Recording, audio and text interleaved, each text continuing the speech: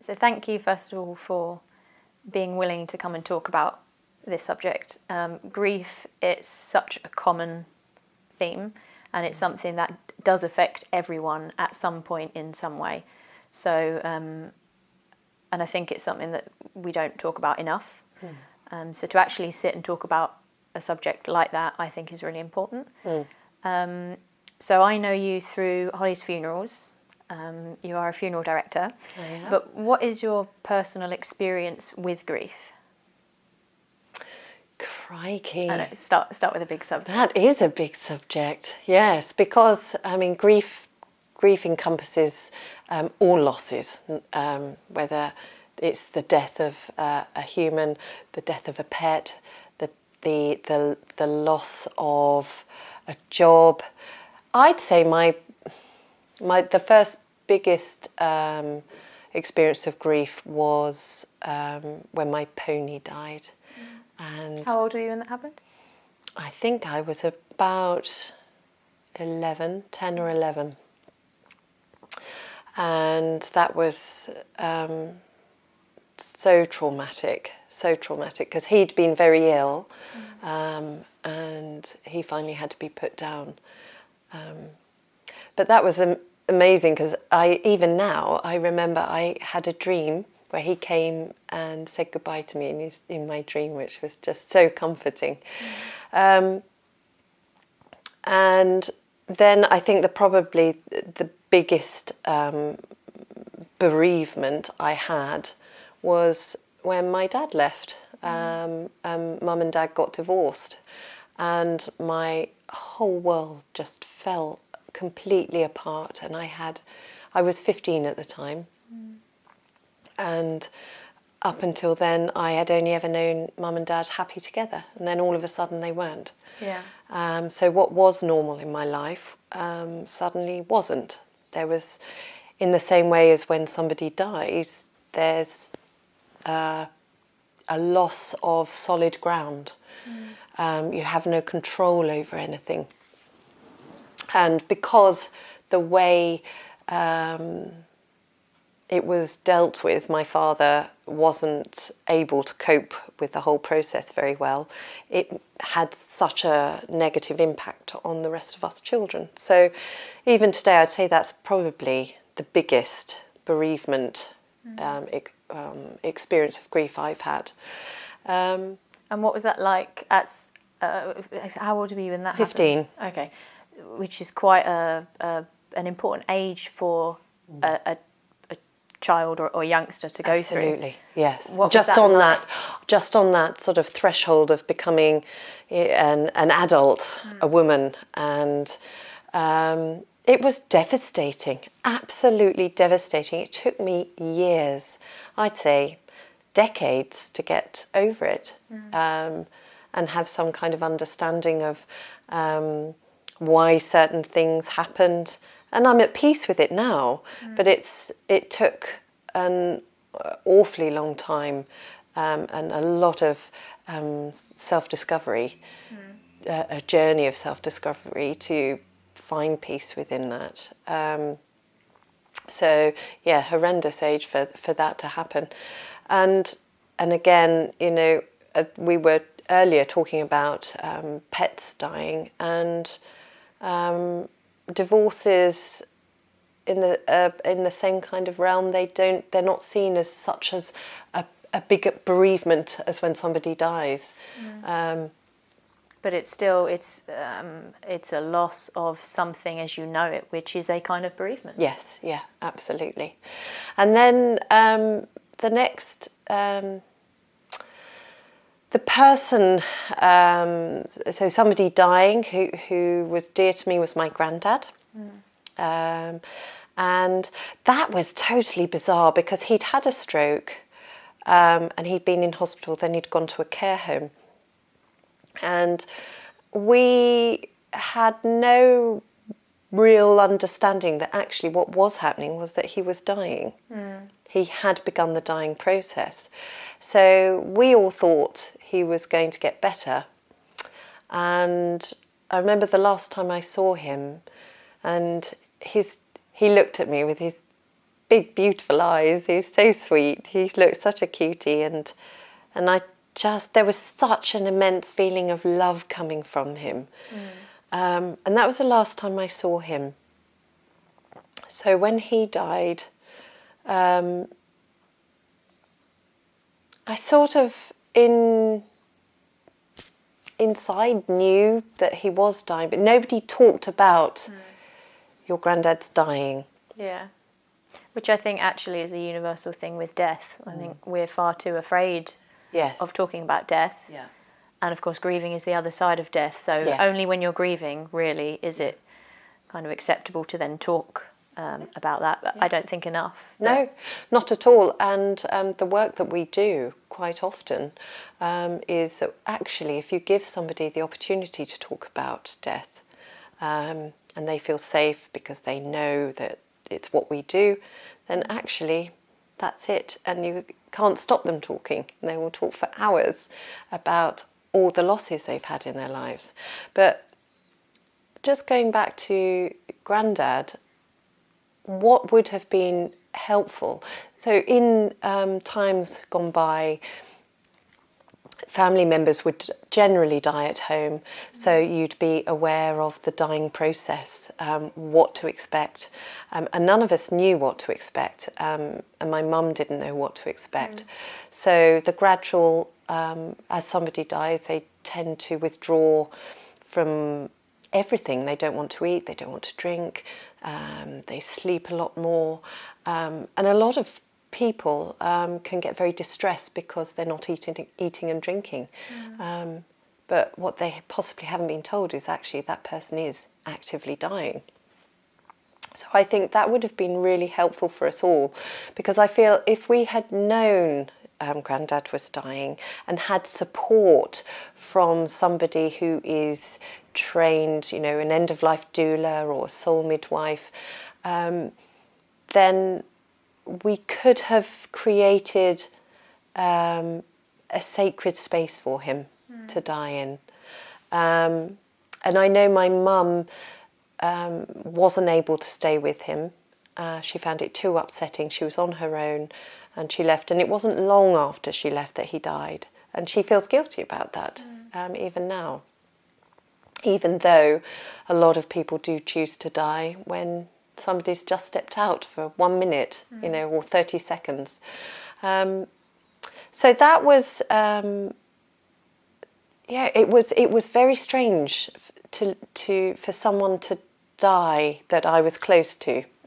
It did feel odd, but I never felt, although I was grieving for him more actually before he died. When he died, I had a real sense of peace. And I know my mum did as well. I know she felt enveloped in love. And I've never felt that he's far from me. I've always felt he's with me. Yeah. So, and then it came to the option of whether to go and see his body. And I know this is something that you're quite passionate about within the funeral directing work that you do. Absolutely, absolutely. So Mum said to me, would you come with me to see Grandad's body? And I was actually quite curious because I'd seen dead animals because I was a veterinary nurse, but I'd never seen a dead human. And I was actually someone that you're close to, which is a whole different ball game, yes. So I was curious, a little bit worried. So I agreed, and I went along. And it was as I've said to you before, it was one of the strangest experiences of my life, because we turned up, and we were told where he was, and we were told, yes, you can spend as much time as you like, but we weren't sat down, we weren't told what we were going to see in the room, we weren't asked had we ever seen a dead body before. There was no compassionate care. It's kind of the emotional support that you need, really. Absolutely. To preparation. Yeah, there was no humanity, human to human. So it was a case of arrive, right, he's in there, in you go. So in we went, and he was in a ghastly satin gown that he would have loathed. He always wore suits and was always very well presented. And we just had a real feeling that he wasn't ours, that I know Mum wanted to check his feet to make sure that he'd been looked after properly in the care home, and she's like, can I look? I was like, I don't know if you're allowed to. And it's like, oh my God, we're being watched, you know. And so it felt like we were being naughty. Yeah. And actually, what would have been helpful would have been to have been told, you know, he's still your granddad. He's your granddad's body. You know, yes, we're looking after him, but he's still yours, you know. I think sometimes even just to be held and say, you know, it's okay. Yeah, I think that absolutely, can make a huge difference. Because so many people feel that once the body has been removed and is in the care of the funeral director, that they have no rights to their dead anymore. And that's one thing that I'm very passionate about, is helping people understand that, yes, the body may be being kept at a funeral director's, but it's still their person that they've loved all their lives. It doesn't suddenly become the property of the funeral director. Yeah. So yes, and then we left, and it was just bye then, and off we went. So yeah, very, very strange, very strange. And how has the grieving process changed for you over time? Has it kind of lessened? Has it gone away completely? How has it happened for you? I think with Grandad, because although we were very close, it was always a very respectful, you know, respecting of your elders kind of relationship. So I didn't have as close a relationship with him as my mum did. So I know Mum, even now, she really finds it difficult. But for me, like I say, I still feel he's around me. So, but it was a case at one point, I remember thinking, oh, I'm not crying. Does that mean I'm a bad person? Did I not really love my granddad? And but people deal with it in different ways. And actually, it was only when I sat down to write him his letter that I wanted to put with him, that's when the floodgates opened, and I couldn't stop crying. Yeah. It was hysterical, but that was enough for me, and I was able to let that go. So yeah, I think as well that I know for me, for people to know that however the grieving happens, I think there's this idea of how you grieve, and that it always involves crying, and you grieve for this period of time, and then you've got to snap out of it. And I think sometimes just, you know, sometimes it will take years, sometimes it will take months, sometimes people won't cry, and you know, I've heard people moving into sculpture to grieve, and I think however it ends up, you know, everybody's just completely different, as you're saying, and there's no right or wrong when it comes to grieving. And actually, grief isn't something you get over. It is part of your life story. You carry that grief with you throughout life, and it may change, but it's always there because it's part of you. Yeah. And grief is love for that person. And I think that's a really important point to get across, is that, like you say, there are no stages of grief. That was sort of misunderstood by people, and you can feel all the emotions all at once, and you can swing back and forth. You know, one minute you're fine, and then the next you're not. You know,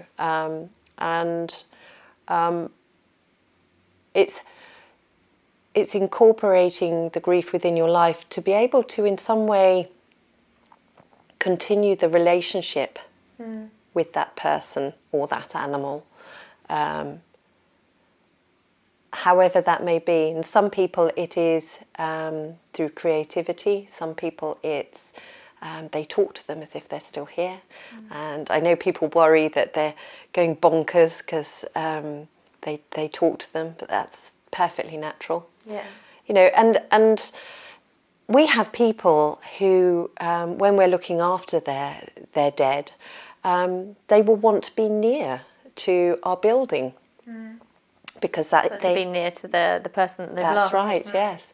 And they think they're going mad. And is that a weird thing to do? And it's the most natural thing to do. And also, if that's what you're feeling, then Absolutely. it's what you feel.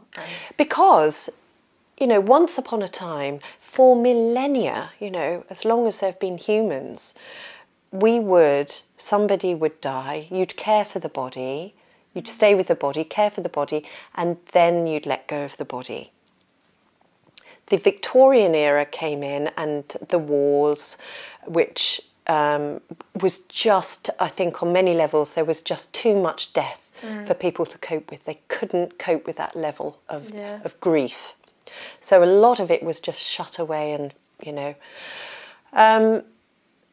But what has happened is the process has been stunted. So you have somebody who may have a lovely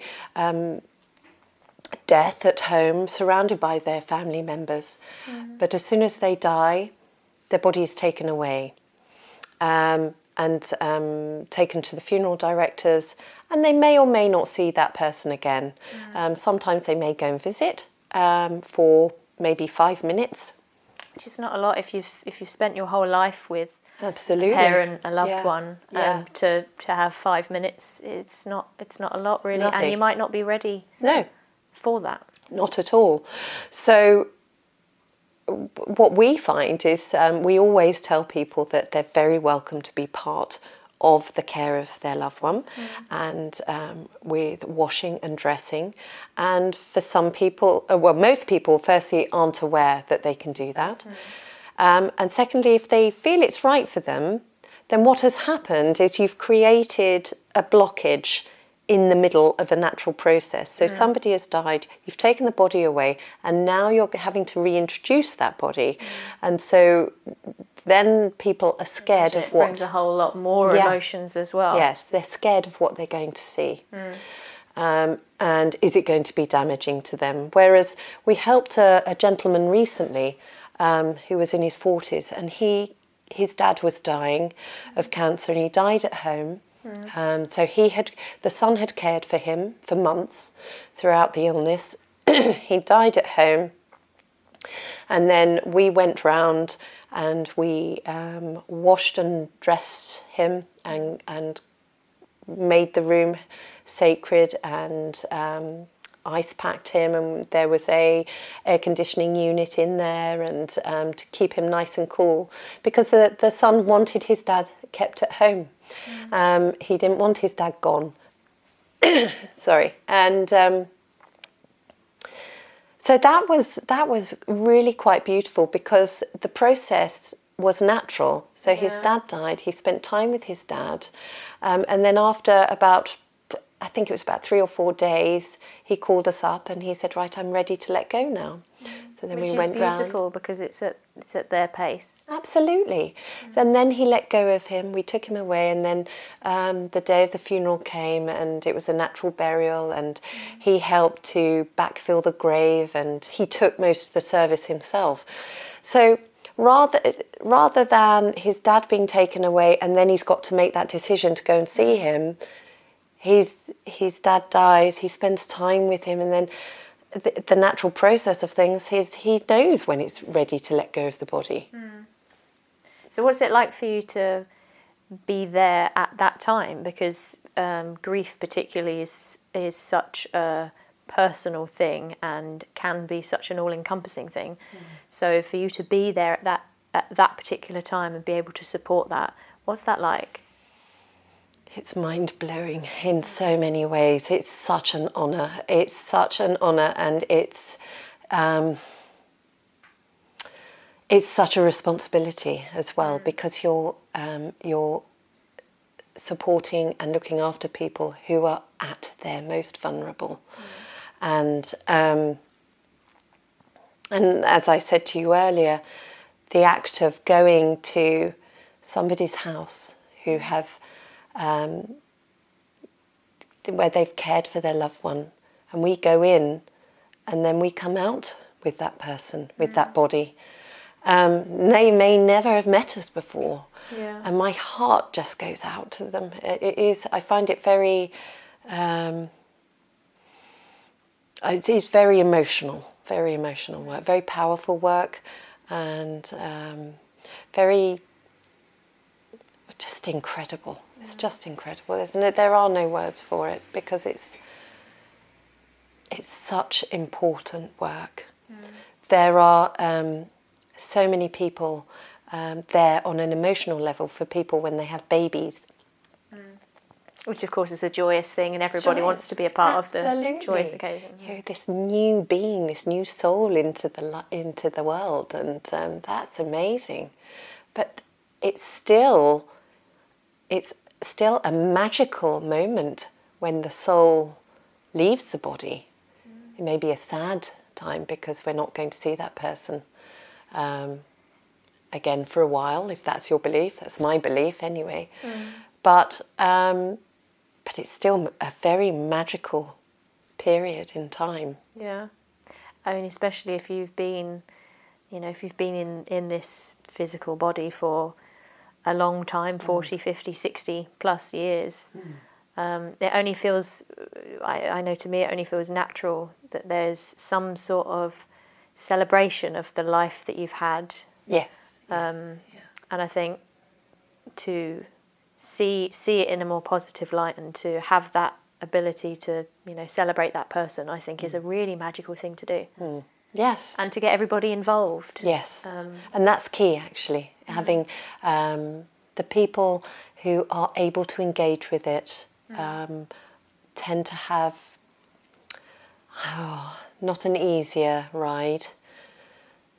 It's something, death and loss is something that happens to us all throughout life, and there's nothing we can do to stop that. It's part of life.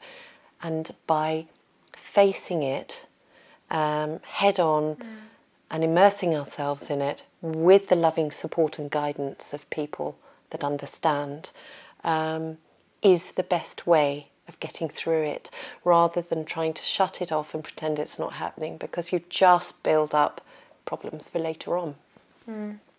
But yes, it's not an easy time for people. But yes, you're right. It's important if you're only mourning the loss of someone, then you're not recognizing what they have brought to your life and to other people's life, and what they mean, and celebrating their time here.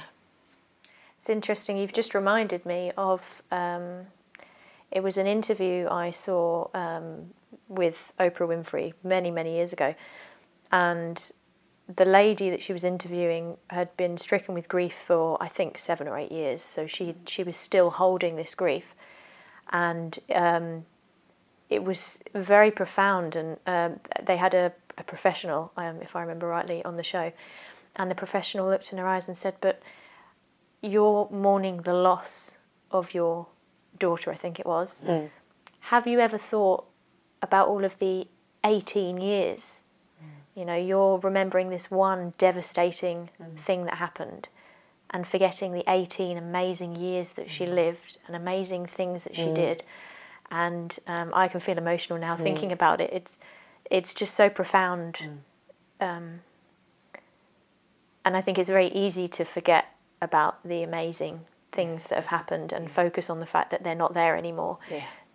But actually, whatever you believe, they're there in some way, even if it is just in your memory. And to hold on to a memory, I think, is really, really special. Absolutely. And I think also we're all very good at editing in all the regrets and the things we wish we'd done differently, rather than editing in all the good that we've done, and the support and the love that we've given to that person. I know a lot of people who have cared for their husband, wife, or a parent, and you know, and they're berating themselves for one little thing, you know, and forgetting, and so the suffering is just vast, and it doesn't need to be, because actually, if they only could see how amazing they are and how much love that they've given, it would help. And I think actually that's where you come in. And on behalf of everybody that you've dealt with and will deal with, I have to say thank you for the work that you do, because the emotional support, to give people that support at a time when they really feel very empty and vulnerable, is very, very precious. And the work you do, I will keep telling you over and over again, it's so important. So thank you for being there for people at that time. Thank you.